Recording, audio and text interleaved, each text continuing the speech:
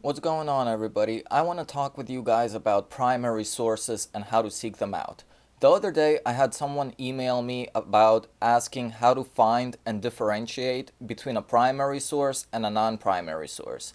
And it got me to think that I always mention in my videos to seek out primary sources, but I never really explained how.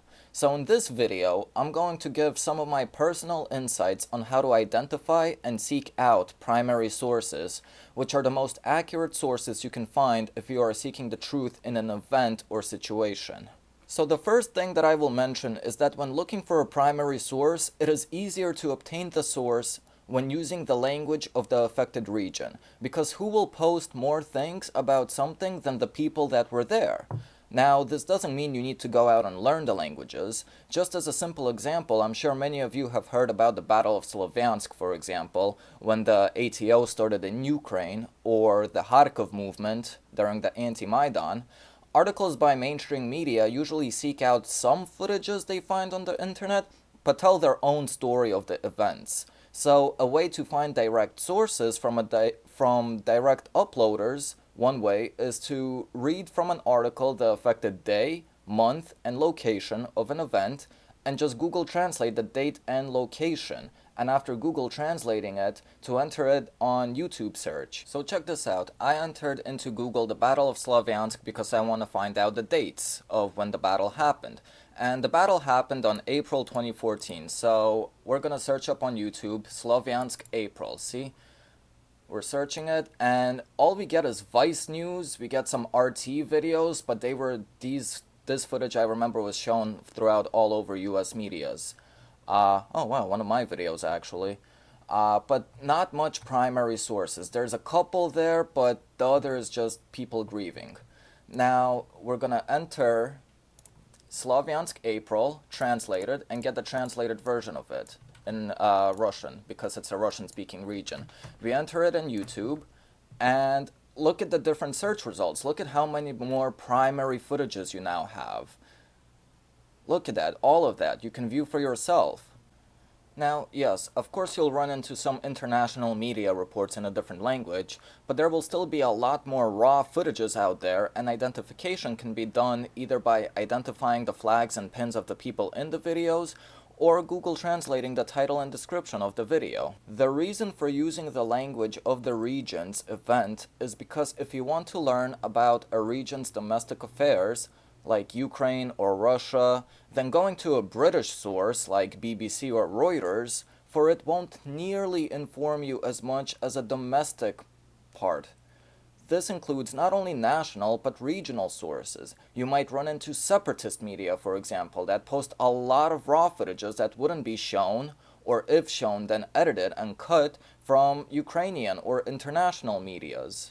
A way to find out date specifics of battles is by reading about an event from the war from Wikipedia, then by either checking the footnotes they add of the source, or by translating the date, then looking up for the videos yourself, which would be a better thing to do because, as I always mention, primary direct footages and sources will not come to you. You gotta seek them out.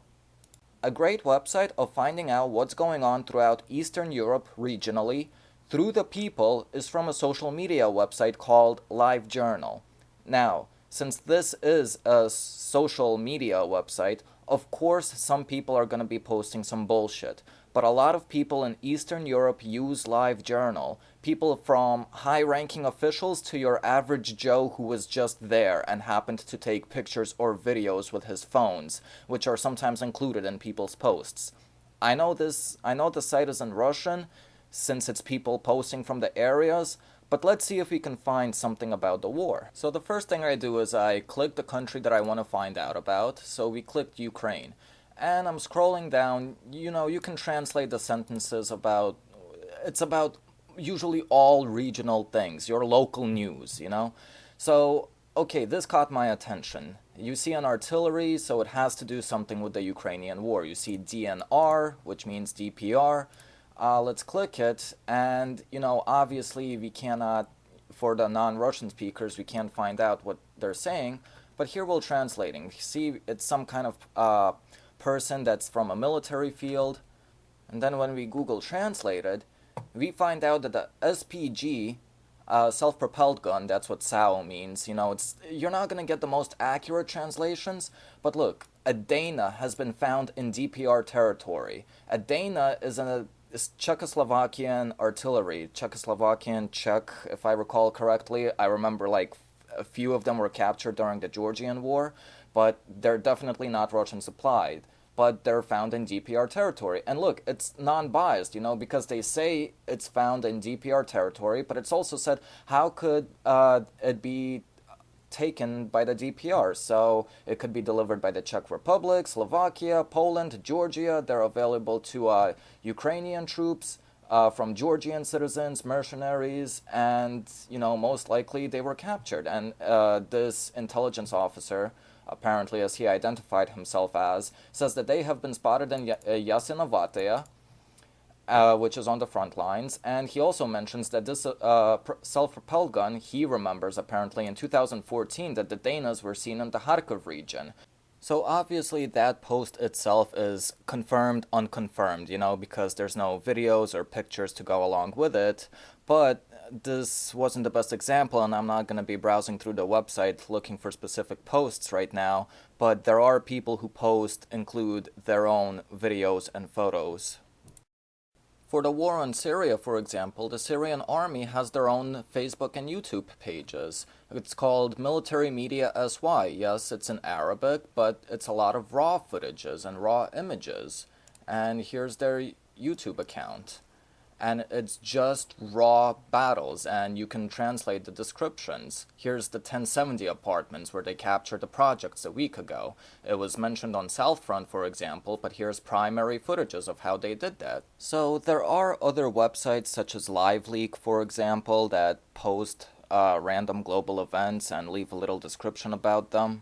And here is a list of a few YouTube channels that have a lot of videos. Most of these channels are still active and have near daily uploads, and they have a lot of primary raw sources. Half of them are English subtitles, half translations, and if you notice, I added in the global section RT Ruptly. Now the reason I left RT Ruptly, and I know I am going to be bashed by some people about this, about me being a Kremlin troll because, Ukraine war awareness mentioning RT.